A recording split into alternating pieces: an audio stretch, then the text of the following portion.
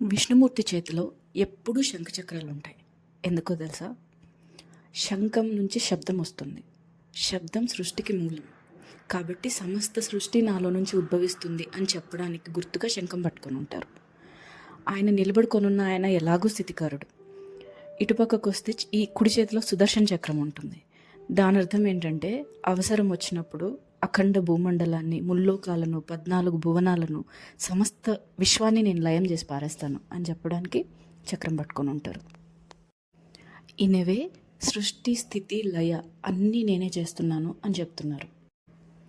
ఈ సృష్టి, లయ అనేది లోకాలకే కాదండి, మనలోని సుగుణాలకు, దుర్గుణాలకు కూడా అన్వయం అవుతుంది. ఎగ్జాంపుల్ ఏంటంటే భాగవతంలో ధ్రువోపాఖ్యానం.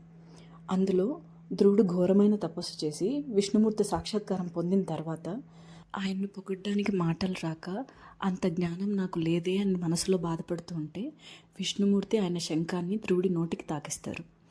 అప్పుడు ధ్రువుడిలో జ్ఞానోద్భవం జరిగి మాటల వెల్లువతో మహా గొప్ప స్తుతి చేస్తారు.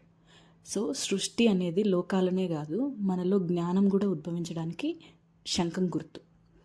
అలానే లయం అనేది ఈ సుదర్శన చక్రం లోకాలనే లయం చేయదు, మనలోని దుర్గుణాలను కూడా లయం చేస్తుంది. దానికి ప్రూఫ్ ఏంటంటే అంబరీషోపాఖ్యానం.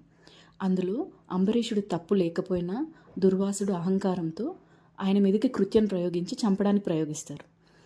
అప్పుడు సుదర్శన చక్రం దుర్వాసుని ముల్లోకాలు తిప్పించి భయపెట్టి అంబరీషుడి శరణుజొచ్చేలా చేస్తుంది. ఫస్ట్ స్టోరీలో ధ్రువుడు అడగకపోయినా ఆయనకు కావలసిన జ్ఞానాన్ని ఆయనకి ఇచ్చాడు.